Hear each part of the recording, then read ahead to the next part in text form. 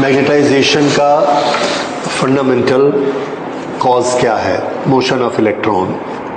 Electron orbit में घूमता है, स्पिन करता है, इसलिए मैग्नेटाइजेशन होता है। ओके, इलेक्ट्रॉन से ही एटम बनते हैं, एटम से मॉलिक्यूल मटेरियल बनता है। That means every material has got magnetisation.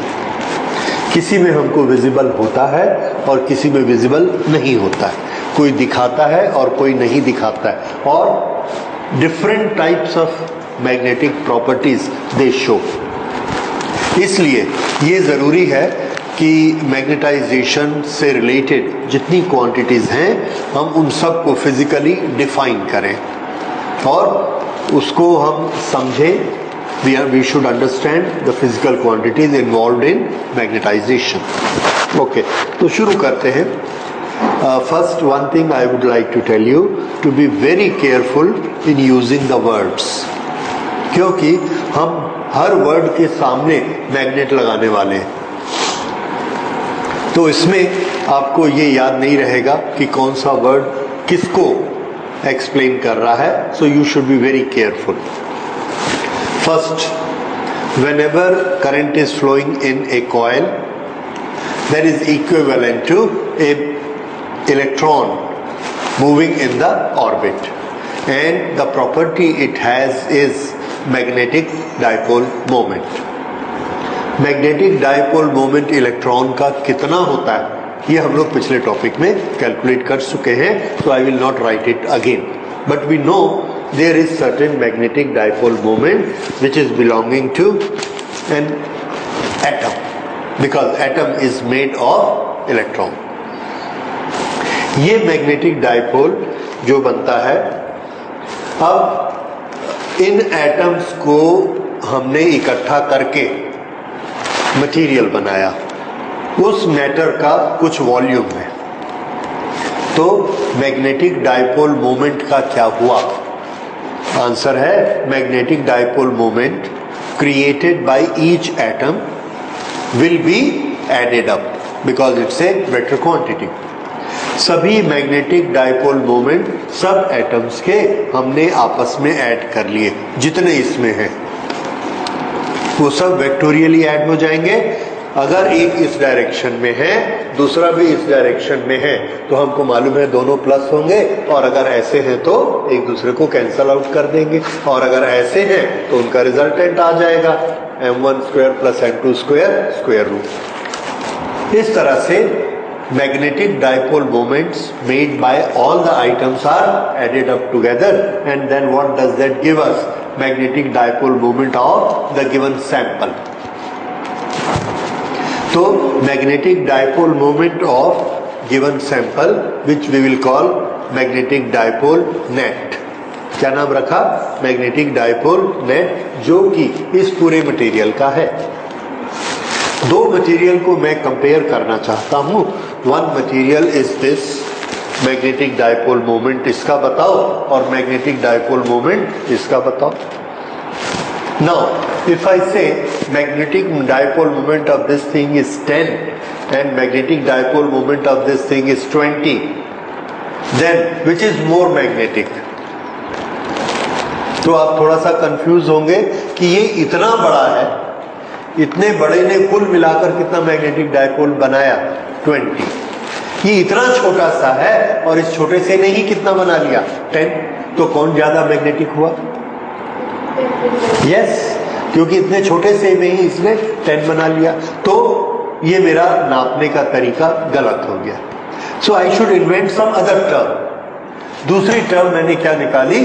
जैसे कि हम आपसे पूछते हैं कि कॉटन भारी होता है कि आयरन भारी होता है, यू विल से आयरन भारी होता है, ठीक है। Now I tell you 1 kilogram of iron and 5 kilogram of cotton. रुई हमने ली 5 किलोग्राम और आयरन हमने लिया 1 kilogram, which is heavier of the two? Obviously 5 kilogram is heavier than 1 kilogram, लेकिन वो क्या है? कॉटन। तो यू जस्ट सेड कि आयरन ज्यादा भारी होता है। तो ये हमारे कैलकुलेशन के मेथड पर डिपेंड करता है। दोनों में हम गलती क्या कर रहे हैं, we are not making them at par. दोनों का वॉल्यूम कैसा होना चाहिए था, एक समान। अगर दोनों का वॉल्यूम एक जैसा होगा तो हम उसको क्या बोलेंगे, per unit volume. So what we should have measured, mass per unit volume, mass per unit volume. अब कंपेयर कर लो, and what is that mass per unit volume, density.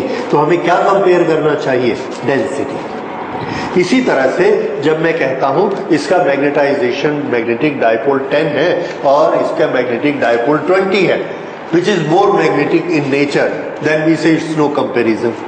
Why we should find out for the both magnetic dipole moment per unit volume, calculate. For this calculate magnetic dipole moment per unit volume, then you compare the two. उससे हमको क्या पता लगेगा कि कौन सी चीज ज्यादा magnetised है। ज्यादा क्या है, मैग्नेटाइज्ड। तो मैग्नेटिक डायपोल मोमेंट पर unit volume gives the extent of magnetization. किसका, मैग्नेटाइजेशन, बोलिए। So what is magnetization? Magnetic dipole moment developed per unit volume, and now we will write it. अब इसके जो साइन होते हैं वो फिर से वही प्रॉब्लम होगा इसमें कि साइन इसके स्टैंडर्ड नहीं है। एम शब्द को हम बहुत, एम लेटर को बहुत तरीके से अलग अलग डिफरेंट मीनिंग्स में यूज करते हैं। So you must remember what is the meaning, what you think. We will write in terms of NCERT uses, that is magnetic dipole moment, magnetic dipole moment से जो हम मेजर कर रहे हैं, that thing is magnetization. और magnetization के लिए इन्होंने यूज किया है letter capital M. This is equal to magnetic dipole moment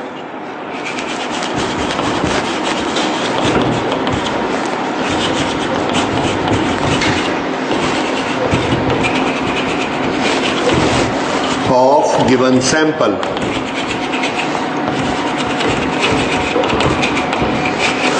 per unit volume. So whatever is its volume, we will divide it with that volume. So what do we get it, per unit volume, magnetic dipole moment of the given sample. इसको मैं लिखता हूं m net divided by volume v.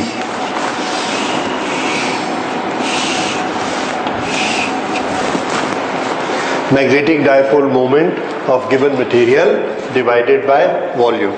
So this is the first definition, magnetization. So is it clear to you?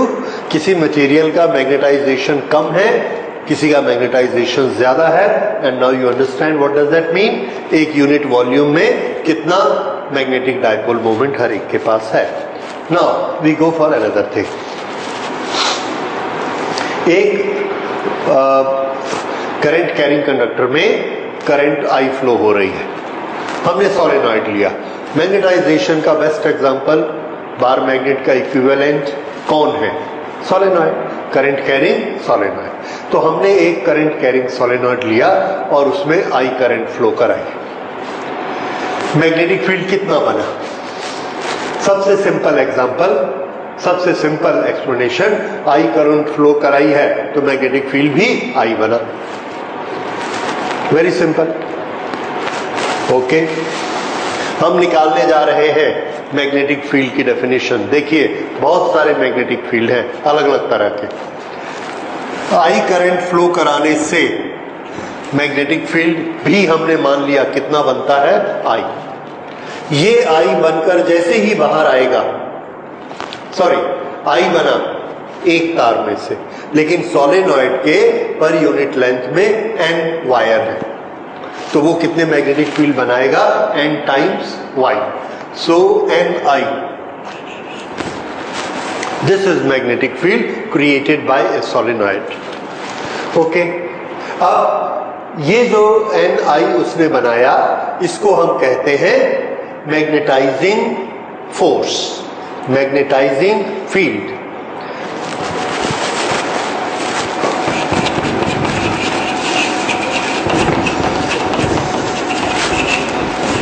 और इसमें जो आपको चीज याद रखनी है वो है ये मैग्नेटाइजिंग। मैग्नेटाइजिंग मीन्स मैग्नेटाइज करने वाला, जो मैग्नेटाइज करने के लिए फोर्स लगाएगा उसे, उसका मेजरमेंट क्या है, N इंटू आई। सिंगल स्ट्रिंग होने से I, 2 होने से 2I, N होने से NI पर मीटर। ये जो है मैग्नेटाइजिंग फील्ड, इसका हमने नाम रख दिया H। So H is used for magnetizing field, जो आसपास के एरिया को मैग्नेटाइज करता है। मैग्नेटाइज का बेस क्या है, इलेक्ट्रिक करंट। करंट कितनी है, I, N टर्म्स में करंट कितनी है, NI। इसलिए NI क्या है, वो वाला फोर्स जो कि पूरे एरिया को क्या कर देगा, magnetize, therefore it is magnetizing force. जैसे ही ये वाला मैग्नेटिक फील्ड सोलेनॉइड में इस वायर से निकल के यहां तक आया, यहां इसके बीच में ऐसा मैग्नेटिक फील्ड बनेगा। जैसे ही ये वायर से निकल के बाहर आता है तो जो मीडियम इसको मिलता है वो मीडियम इसको काट के छोटा कर देता है। ये वाली प्रॉपर्टी हमने पढ़ी है मीडियम की, क्या कहलाती है, परमिएबिलिटी, कि जो मैग्नेटिक फील्ड पैदा होता है उसको वो परमिएबल, काट के छोटा कर देता है। और उसकी वैल्यू कितनी होती है, mu naught, that is 4 pi into 10 to the power -7 times, वो उसको डिक्रीज कर देता है। किसको, ये जो करंट ने बनाया। तो हम यहां पर देखने के लिए गए, नापने के लिए गए, तो हमको यहां पर ये इसमें करंट फ्लो हो रही है, तो हमको ये समझ में आता है कि इसके अंदर इसने कितना मैग्नेटिक फील्ड बनाया है, NI। यहां पर वो क्या है, H। जैसे ही हम जाते हैं और यहां पर इसको नापते हैं, ये बीच में कौन आ गया, मीडियम। तो यहां पर जो मैग्नेटिक फील्ड हमको मिलेगा उसको हम कहेंगे B, मैग्नेटिक फील्ड। ये कितना होगा, तो आंसर है कि यहां पर परमिएबिलिटी म्यू नॉट एप्लीकेबल हो गई है मीडियम की, क्योंकि इसको मीडियम में से आना है तो मीडियम उसको काट के छोटा कर देता है। कितना, म्यू नॉट टाइम्स। तो अब ये कितना बच गया, mu naught multiplied by NI। Free space के लिए इसकी value 4 pi into 10 to the power -7। ये जो मैग्नेटिक फील्ड बनता है ये भी मैग्नेटिक फील्ड है और इसका हमने नाम दिया B not. Not means for free space. ये मैग्नेटिक फील्ड हमको दिखता है, हम मेजर करते हैं, हमको मिलता है। समझ में आया, फिर से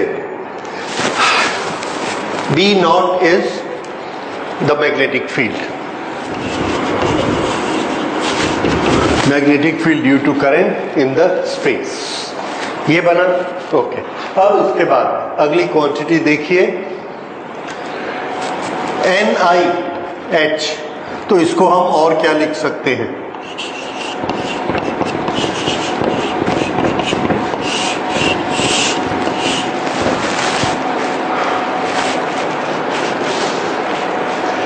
H क्या है, मैग्नेटाइजिंग, मैग्नेटाइज करने वाला। B नॉट क्या है, मैग्नेटिक फील्ड जो बना। जैसे मैंने यहां से भेजा मैग्नेटिक फील्ड 1000, उसको मीडियम ने काट के कर दिया 100, तो हमको यहां पर कितना मिलेगा, 100। वो 10 टाइम्स उसको कम कर देता है, तो इसको हम क्या बोलेंगे, 1000 को मैग्नेटाइजिंग। और हुआ कितना, 100, दैट इज मैग्नेटिक फील्ड। ठीक है, तो हमको जो दिखता है वो मैग्नेटिक फील्ड मैग्नेटाइजिंग फील्ड से म्यू नॉट टाइम्स लेस हो जाता है। This is permeability. ओके, अब इसके बाद हम अगली चीज पर आते हैं। ये फ्री स्पेस है सोलेनॉइड के अंदर जहां पर ये मैग्नेटिक फील्ड डेवलप हुआ। अब हमने क्या किया, इस सोलेनॉइड के अंदर एक दूसरा मटेरियल जो कि फ्री स्पेस नहीं है उसको डाल दिया, दैट इज ए मटेरियल। वो मटेरियल जब हमने उसमें डाला तो उसमें भी एक मैग्नेटाइजेशन पैदा हो गया। क्यों? क्योंकि हर मटेरियल में होता है। कहां होता है ये? हर मटेरियल के पास अपना क्या होता है? मैग्नेटाइजेशन। उसके पास अपना क्या होता है? Magnetic dipole moment. ओके, तो यहां पर एक मैग्नेटिक फील्ड बना हुआ है। ये मैग्नेटिक फील्ड करंट के कारण बना हुआ है। उसके अंदर जब हम एक मटेरियल को ऐसा कोर को डाल देंगे तो वो मटेरियल अपना इफेक्ट भी बनाएगा, या तो इस मैग्नेटिक फील्ड को ज्यादा कर देगा या कम कर देगा, पर कुछ ना कुछ तो करेगा। तो उसका इफेक्ट इसमें ऐड हो जाएगा। उसका इफेक्ट इसमें ऐड होके एक नई टर्म हमको मिलती है, that is magnetic field with material. पहले क्या था? Magnetic field free space B naught was equal to mu naught H और म्यू नॉट एन आई। अब हमने उसमें मटेरियल डाला, तो उसमें मटेरियल डालने से उसका मैग्नेटिक फील्ड और बना। एक मटेरियल जो मैग्नेटिक फील्ड बनाएगा, that magnetic field B proportionate to M. उस मैग्नेटिक फील्ड को हम लिखेंगे magnetic field produced by material, B M. This is equal to mu naught into M. Simple. M is what? Magnetization. जिस material में जितना magnetisation होता है वो बाहर जैसे ही निकलेगा, उसको परमिएबिलिटी मीडियम के कारण मैग्नेटिक फील्ड कितना बच जाएगा? Mu naught into M. कोई भी चीज मीडियम में गई, उसके मैग्नेटिक ताकत को, मैग्नेटिक फील्ड को काट दिया जाएगा मीडियम के द्वारा, और मीडियम उसको कितना छोटा कर देगा? Mu naught times. तो एम किसने पैदा किया था?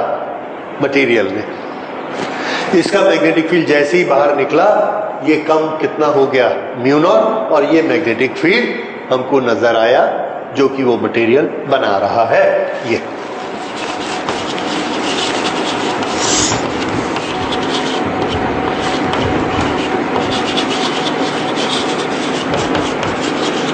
तो एक मटेरियल के अपने मैग्नेटाइजेशन के कारण कितना मैग्नेटिक फील्ड बनता है?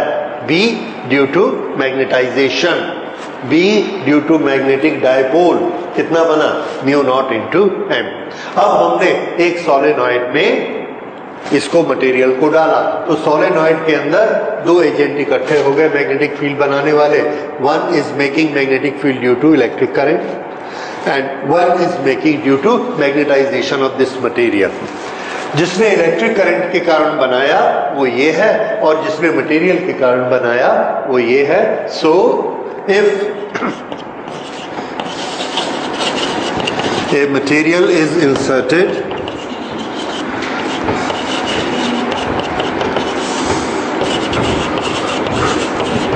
in solenoid,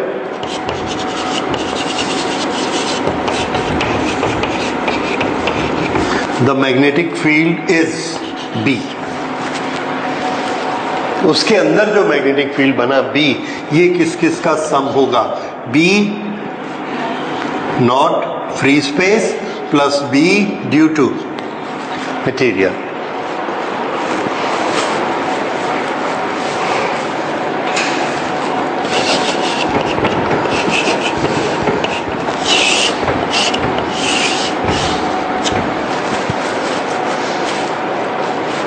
mu naught H plus mu naught M, mu naught को कॉमन निकाल देंगे, H प्लस M। अब इसमें से हम किसी भी एक के लिए दूसरा टर्म बना सकते हैं। Suppose if I ask you find out the relation between magnetizing force and magnetization, तो मैग्नेटाइजिंग फोर्स इसमें कौन है? पहचानिए, H। मैग्नेटाइजेशन कौन है? Capital M। इन दोनों का रिलेशन हमको निकालना है। Relations means we have to write here equal, यहाँ H आना चाहिए और यहाँ M आना चाहिए। तो इससे बना लेते हैं ये म्यू नॉट को इधर ले आइए,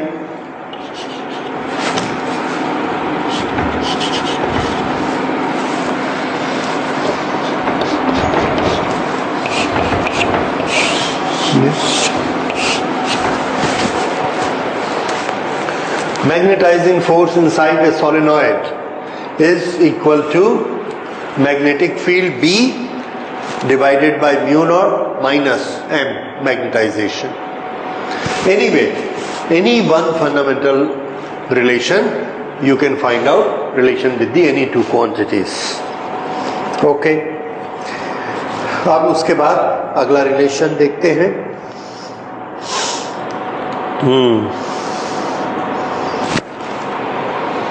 ओके, तो अब आपने फिर से दो तीन चीजें याद की. नंबर 1, दो सेक्शन अलग अलग देखिए. एक सेक्शन सिर्फ मटेरियल, हर मटेरियल के पास अपना मैग्नेटाइजेशन होता है, ठीक है, और वो कितना होता है. मैग्नेटाइजेशन मीन्स क्या, इसका मीनिंग क्या है, मैग्नेटिक डायपोल मोमेंट जो उसके अंदर इकट्ठा होता है. पर यूनिट वॉल्यूम कर देंगे तो इसी को क्या बोलेंगे, magnetization. Otherwise it is magnetic dipole moment and it is due to the fundamental atoms. और एटम्स में किसके कारण है, इलेक्ट्रॉन्स के कारण है. इलेक्ट्रॉन्स के पास दो तरह के होते हैं, कौन कौन से, ऑर्बिटल एंड, वेरी गुड, ये दो तरह के उनके पास रहेंगे. एक को दूसरे को क्या बोलता है आपने,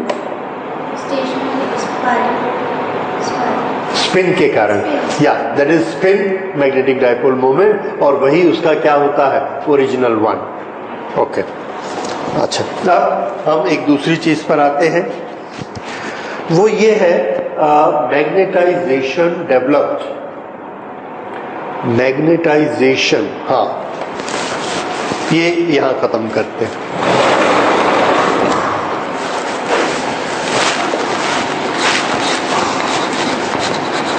अभी तक दो चीजें आपने पढ़नी है. ये किसके बारे में है, material and magnetic field, magnetization. ये अब हमने क्या पढ़ा है, दूसरा H B naught plus M, इन सब का आपस में relation. Magnetizing force, magnetic field developed in the space, free space, relation between the two, then magnetic field due to current as well as material, दोनों मिलाकर इतना बनता है. तो ये मैग्नेटिक फील्ड के बारे में आपने तीनों को पढ़ लिया और एक ये पढ़ लिया. अब अगली चीज हम एक रिलेशन पढ़ना चाहते हैं कि जब हम किसी मटेरियल में मैग्नेटाइजिंग फोर्स लगाते हैं, यानी हम उसको मैग्नेट बनाना चाहते हैं, तो वो कितना मैग्नेट बनता है, कैसे बनाते हैं magnet. One very simple example is that you take one magnet, this is iron piece and rub it. North will go here and this will fully go like this, और लास्ट में जाके ये इसको ऐसे छोड़ेगा. जब ये साउथ इसको ऐसे छोड़ेगा तो ये धीरे से क्या बन जाएगा, नॉर्थ. ये क्या बनना चाहिए, साउथ. ये नॉर्थ फिर जाएगा और फिर हम ऐसे खींचेंगे, ये नॉर्थ किसको खींचेगा, साउथ को, और फिर हमने ऐसा रब किया और यहां से इसको छोड़ा तो इधर कौन आ जाएगा, नॉर्थ. इधर कौन आ गए, साउथ. इस तरह से बार बार ऐसा रब करने से ये थोड़ी देर में मैग्नेट बन जाएगा. अब इसमें मैथमेटिकली देखिए क्या हो रहा है. इसके पास अपनी एक स्ट्रेंथ है 1000, ये हर बार इसको ऐसा रब करता है, इसमें कुछ डेवलपमेंट होता है, ये भी मैग्नेट बनता है, पर ये कभी भी 1000 नहीं बन पाता. इसके बराबर इसकी स्ट्रेंथ नहीं आती. इसकी स्ट्रेंथ आई 100 प्लस कितने परसेंट, 10%. ठीक, अब हमने क्या किया, ये दूसरा लेकर आए और दूसरा सैंपल लेके आए, इसको मैग्नेट बनाया ऐसे, इसको बनाया, देखा इसकी स्ट्रेंथ आ गई 200. तो ये 10% मैग्नेटाइज हुआ था, ये 20% मैग्नेटाइज हुआ. हर मटेरियल को हम लाकर देखते गए, कोई 70% हो जाता है, कोई 40% होता है, कोई 10% होता है। तो हमने ना ये वाली जो प्रॉपर्टी है कि कोई कम मैग्नेटाइज होगा और कोई ज्यादा मैग्नेटाइज होगा, इसके लिए हमने एक नाम रखा इस कैरेक्टरिस्टिक का।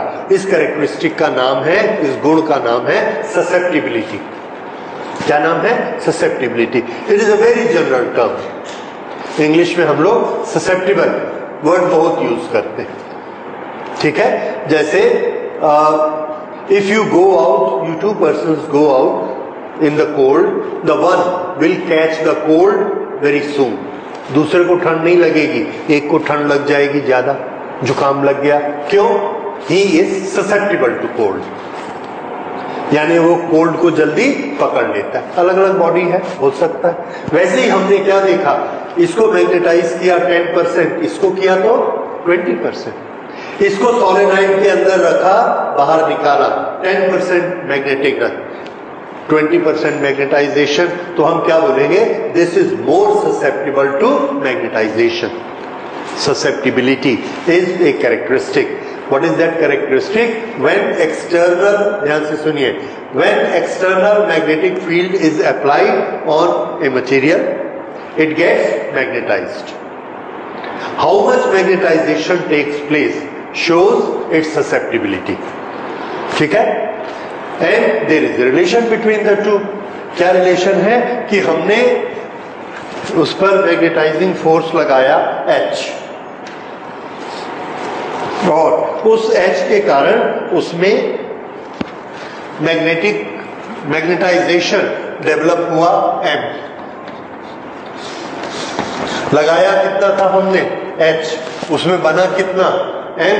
So this ratio gives susceptibility.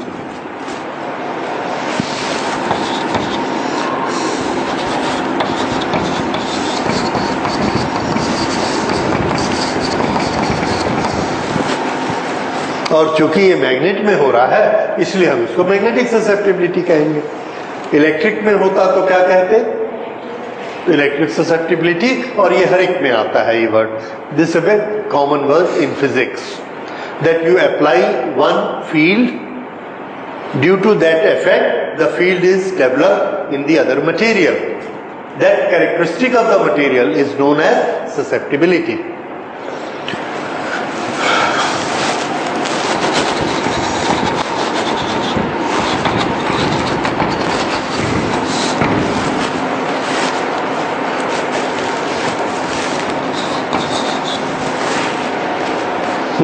This is susceptibility. Susceptibility is only a ratio. Why ratio? Because these two are having the same units, same dimensions. Okay? So this is susceptibility. देखिए, magnetic field in a material, ये यहाँ से magnetic field in a material is mu naught H due to current, M due to material. So B is equal to mu naught H plus M. What is B? Magnetic field, what we observe inside a solenoid wherever material is lying there. So now B is equal to mu naught H plus M. H की जगह मैं क्या लिख सकता हूँ? This is H plus M. M की जगह क्या लिख सकते हैं? इसका symbol, this is a symbol of psi. ठीक है, this is pronounced as psi. Psi जरा डिफिकल्ट शब्द है, क्योंकि ये प्रोनाउंसिएशन हिंदी में होता नहीं है, इंग्लिश में भी नहीं होता है। एनीवे, तो ये स से बना हुआ है, स और च के बीच में psi. Anyway, we are not much concern with that. So this is susceptibility. Okay, B is equal to here mu naught H plus M. इस M को हम क्या लिख सकते हैं? Psi into H. So this will be mu naught H plus psi H.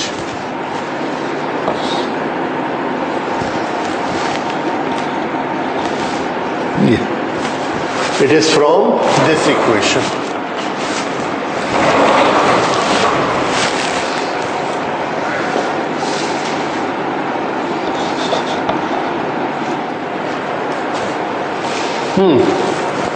अब देखिए, we know that ये H किसके बराबर होता है? हाँ, H is equal to Ni. So what we can write it as mu naught Ni. Mu naught Ni बहुत जाना पहचाना है आपका, that is B naught. Okay, उसको वैसा भी लिख सकते हैं, B is equal to 1 plus psi mu naught Ni. आप ऐसा भी लिख सकते हैं इसको. फिर से, we also know that if there is a material in the solenoid, then its magnetic field B is equal to mu r into mu naught Ni.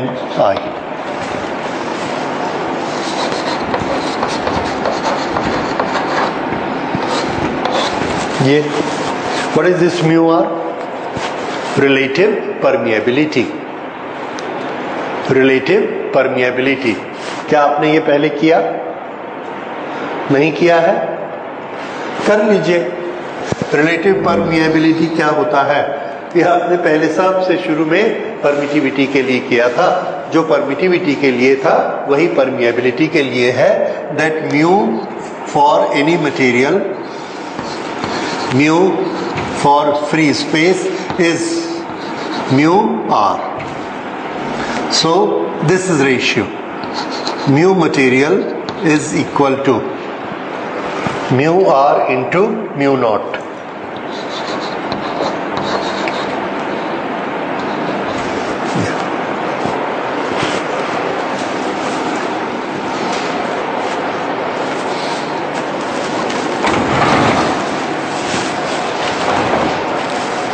Okay, अब यहां देखिए, mu R into mu naught is equal to mu M. What is M? Stand for material, permeability for material. Okay, so this is mu R into mu naught. We can write it as mu M, permeability for material, into N I. We can write it N I, we can write it H, whatever you like. This is B for material. ये हम लोगों को मालूम है और ये हमने अभी अभी डिराइव किया है. किसके टर्म्स में? ससेप्टिबिलिटी. इधर ध्यान दीजिए, ससेप्टिबिलिटी की भाषा में B किसके बराबर होता है? Mu naught into H. बिना ससेप्टिबिलिटी की भाषा में, रिलेटिव परमिएबिलिटी की भाषा में B किसके बराबर होता है? Mu R into mu naught into H. तो ये 1 प्लस साई किसके बराबर हुआ?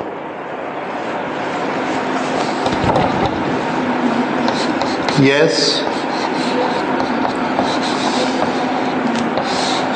that's all. देखो, इसकी जगह में क्या आ गया? सिंपल. ठीक है ना? Ni तो आप Ni लिखिए या H लिखिए, it is one and the same thing. ये परमिएबिलिटी फ्री स्पेस की, magnetic field in the free space is mu naught Ni. Solenoid के अंदर हमने मटेरियल डाला, उसकी परमिएबिलिटी बदल के हो गई mu for material. Now magnetic field B for material is mu S N I. दोनों को डिवाइड कर दीजिए.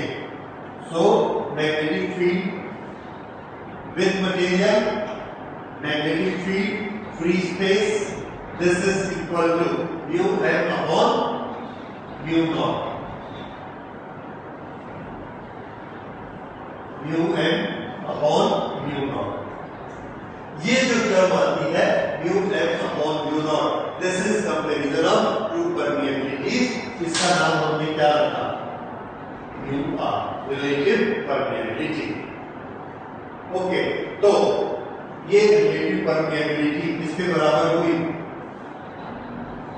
Mu M upon mu naught. इससे हमने बनाया म्यू फॉर मटेरियल कितना होना चाहिए? Mu for material is equal to mu R into mu mu not.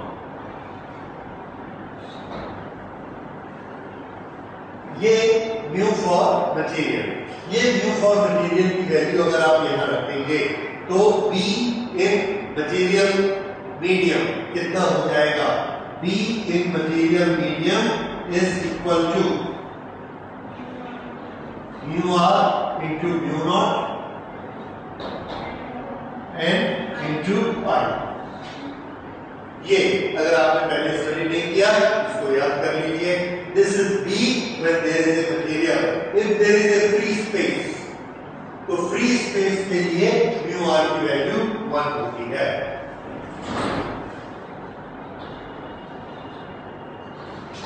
For free space mu R is 1, so ये कितना हो जाएगा, b is equal to mu not N I.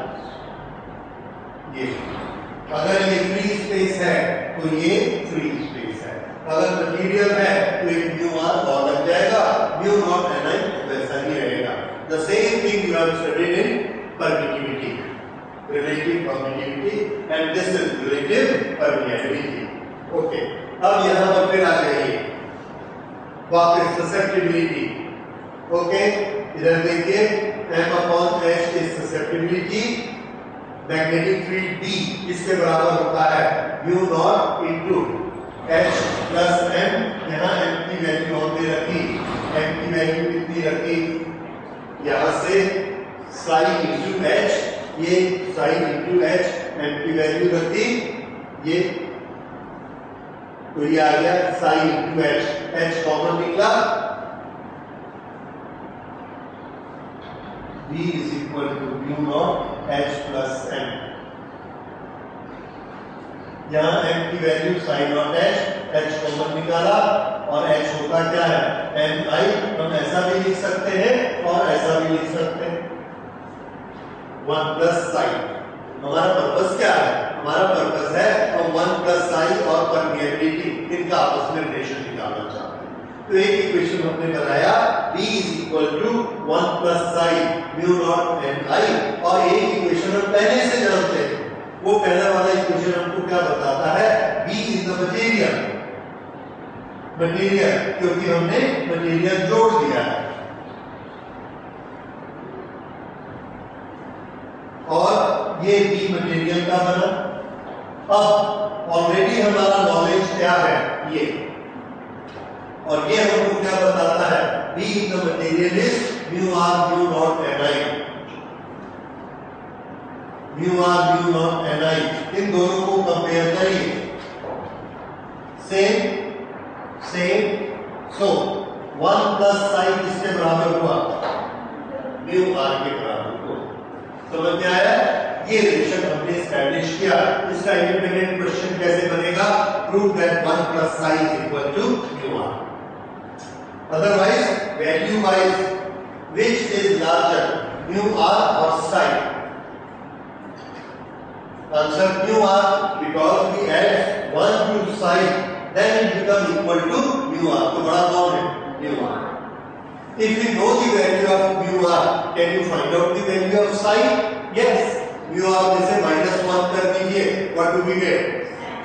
psi. mu r की value आप देखिए, अगली चीज important, अगर म्यू आर की वैल्यू 1 से ज्यादा है तो साइन की वैल्यू पॉजिटिव की नेगेटिव। फिर से here psi is equal to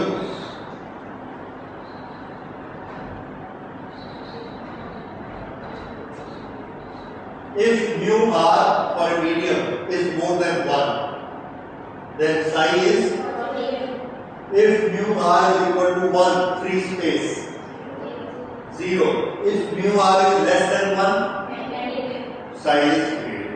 तो याद रखिए mu r more than 1 भी मिलता है, more than less than 1 भी मिलता है, 0 भी मिलता है।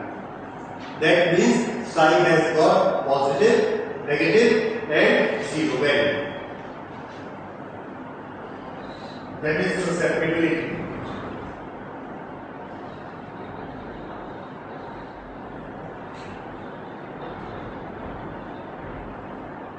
पॉजिटिव 0 और नेगेटिव। ये साइन तीनों तरह का होता है। अब ये तीन तरह का साइन कैसे होता है? नेगेटिव साइन का क्या मीनिंग होता है? देखिए नेगेटिव साइन कैसे दिखता है।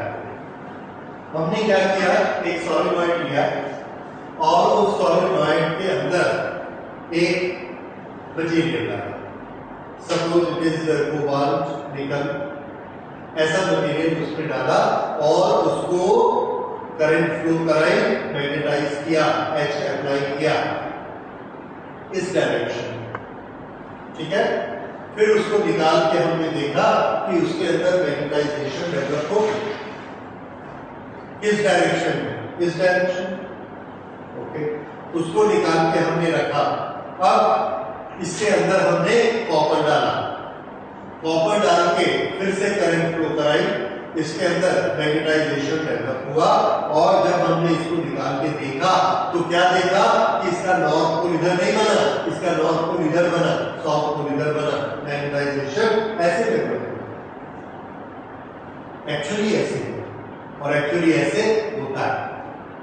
अब फिर से हमने इसको 100 दिया या 1000 Ni की वैल्यू दी एल्यूमिनियम में या कोबाल्ट में, क्रोमियम में, सपोज 100 डेवलप हुई।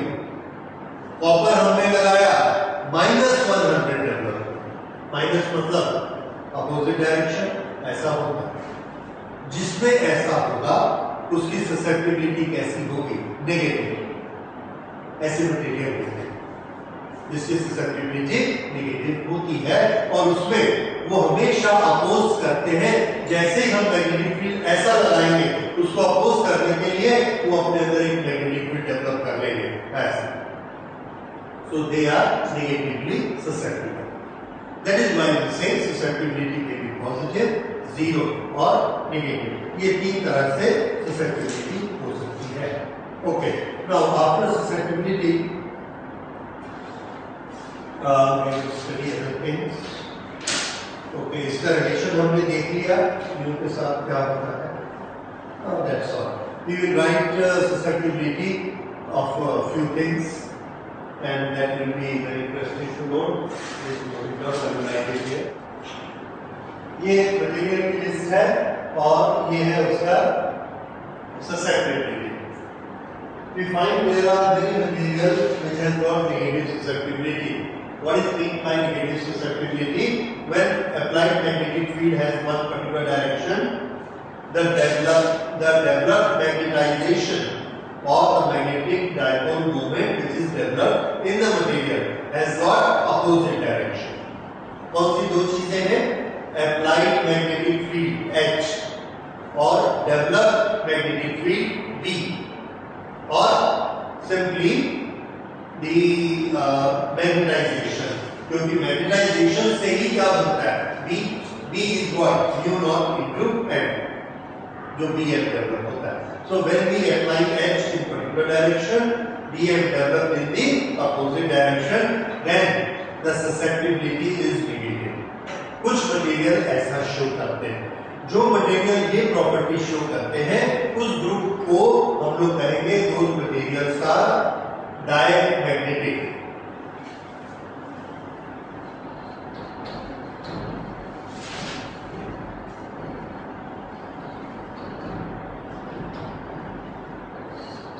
डायमैग्नेटिक, जो मैग्नेटिज्म को पसंद नहीं करते, हम ऐसा लगाते हैं वो उल्टा डेवलप होता है।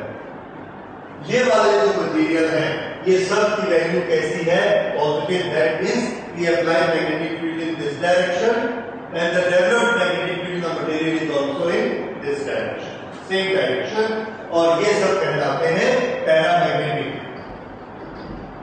PARA,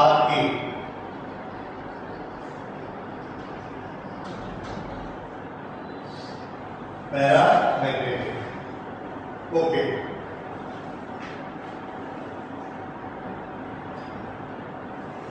So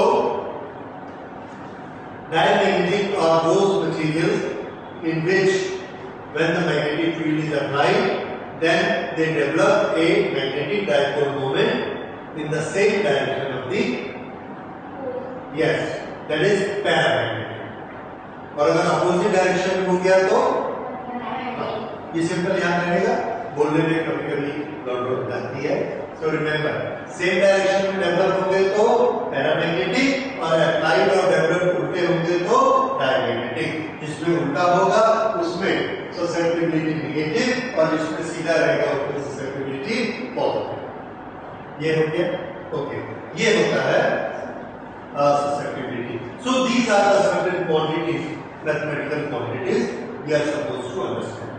तो अब करता हूँ, देखिए हमने मैग्नेटिक फील्ड क्रिएट कराया, कैसे?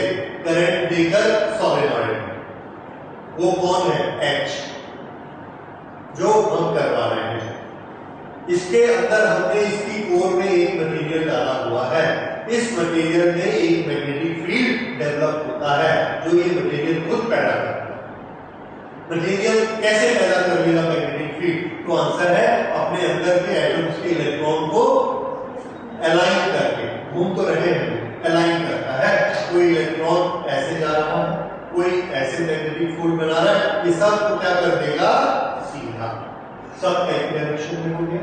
तो ये जो अपने अंदर मैग्नेटिक फील्ड बनाता है, उसका सोर्स कौन है? उसके घूमने वाले इलेक्ट्रॉन।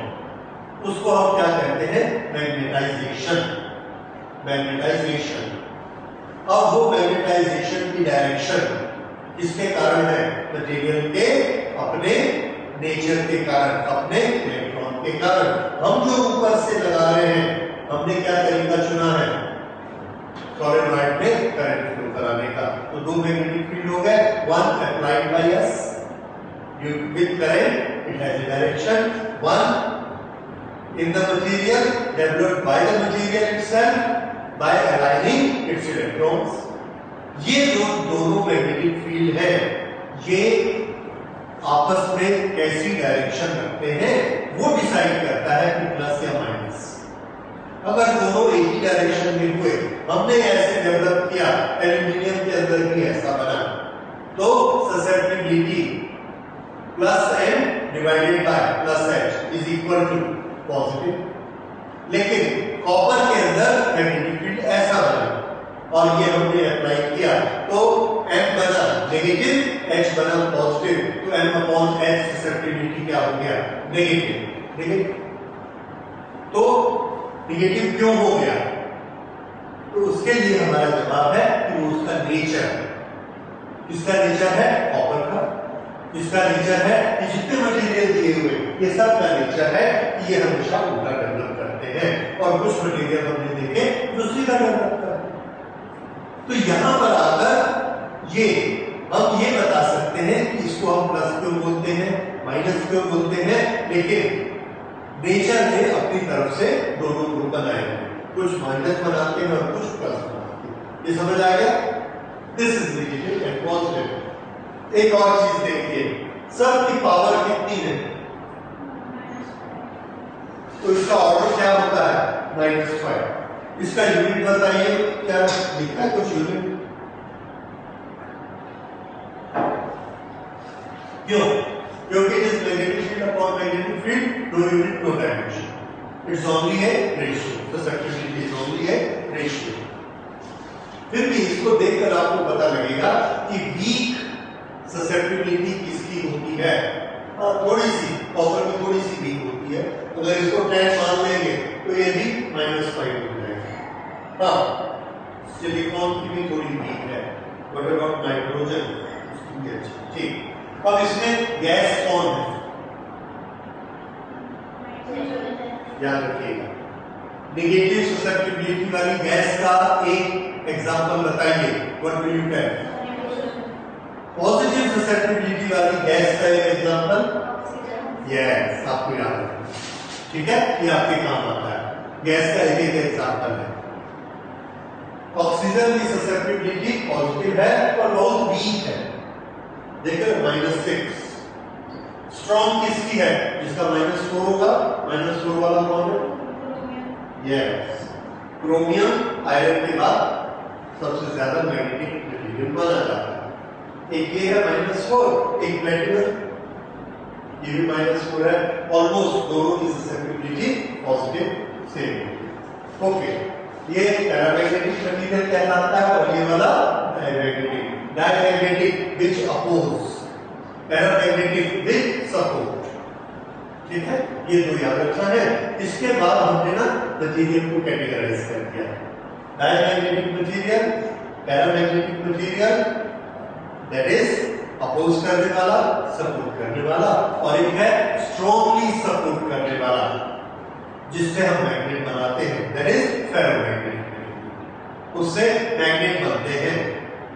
ठीक है, so that we will do in the next class, categorisation of material. Mathematically अभी आपने जितने उसके कैलकुलेशंस थे ये थोड़े थोड़े समझ लिए, राइट। फिर से एक मटेरियल के कारण उसके अंदर अपना मैग्नेटाइजेशन होता है। वो मैग्नेटाइजेशन क्या होता है? Magnetic dipole moment develop. और ये किसके कारण डेवलप होता है? उसके इलेक्ट्रॉन्स के कारण। अब इलेक्ट्रॉन्स तो हर एक में है, फिर ये हर एक में एक जैसा क्यों नहीं डेवलप होता है? इसलिए क्योंकि कई इलेक्ट्रॉन्स ऐसे होते हैं जितने इस डायरेक्शन में मूवमेंट बनाएंगे, ऐसे घूमेंगे और ऐसे बनाएंगे, उतने ही इस डायरेक्शन में भी बनाएंगे। नेट क्या हो गया? हो सकता। लेकिन दूसरे में कुछ ऐसे बनाते हैं, कुछ ऐसे बनाते हैं और ऐसे बहुत कम बनाते हैं, तो उसमें हमको नेट डायपोल मोमेंट मिलेगा। तो उनके अलाइनमेंट के कारण सबका मैग्नेटिक डायपोल मोमेंट अलग अलग हो सकता है, इसलिए सबके वैल्यूज अलग अलग आती है। समझ में आया? ये मैग्नेटिक के कारण। अब सोलेनॉइड के अंदर ये जो स्पेस है, इस स्पेस में सोलेनॉइड के अंदर के स्पेस में जो मैग्नेटिक फील्ड मिलते हैं उसके हमने तीन कैटेगराइजेशन किए, उन तीनों को पहचाने। एक H क्या होता है? The magnetising field developed by the solenoid. Mu naught H क्या होता है? That is equal to B naught. वो कौन होता है? Magnetic field which appears in the field. H किसने? तार में बनाया, बाहर निकलते ही ये क्या हो जाता है? Mu naught into H। उसको हम क्या बोलेंगे? B not. और अगर हमने इसमें मटेरियल डाल दिया तो उसके अंदर एक एडिशन और हो गया। अब उस मटेरियल, उस फील्ड को क्या बोलेंगे? B। तो सबसे पहले कौन बना था? H। H से क्या बना? B not. B नॉट से क्या बना? राइट। समझ आ गया? और तीनों क्या है? Magnetic field. लेकिन आप तीनों का समझ में आ गया? ठीक। उसके बाद हमने रिलेशन किसका एस्टैब्लिश किया कि जब हम H लगाते हैं तो अंदर B पैदा होता है। मटेरियल के अंदर भी मैग्नेटाइजेशन होता है। ये जो मैग्नेटाइजेशन है, बिना मैग्नेटाइजेशन का हम मटेरियल लाए और हमने H लगाया, इसके अंदर मैग्नेटाइजेशन पैदा हो गया। H के कारण इसके अंदर भी पैदा हो गया। कितना पैदा होगा उसका रेशियो क्या कहलाता है? ससेप्टिबिलिटी। ठीक है, ससेप्टिबिलिटी का रेशियो आपने उसमें लिखा है M/H। What is M? Magnetisation develop. And what is H? Force apply. तो जब भी हम फोर्स अप्लाई करेंगे सोलेनॉइड के अंदर मटेरियल को रख के, उसके अंदर एक मैग्नेटाइजेशन पैदा हो जाएगा। That is susceptibility. किसी मटेरियल में ये ससेप्टिबिलिटी मैग्नेटिक फील्ड को सपोर्ट करके उसी की डायरेक्शन में बनती है और किसी में उल्टी डायरेक्शन में बनती है। उल्टी डायरेक्शन में बनेगी तो हम बोलेंगे ससेप्टिबिलिटी नेगेटिव है, सीधी डायरेक्शन में बनेगी तो ससेप्टिबिलिटी पॉजिटिव है। और वही मटेरियल का हमने नोमेनक्लेचर कर दिया, diamagnetic and paramagnetic. So this will be our starting point of the next lecture, that what are diamagnetic, paramagnetic and ferromagnetic material and what is magnetism. Okay, so we close it today.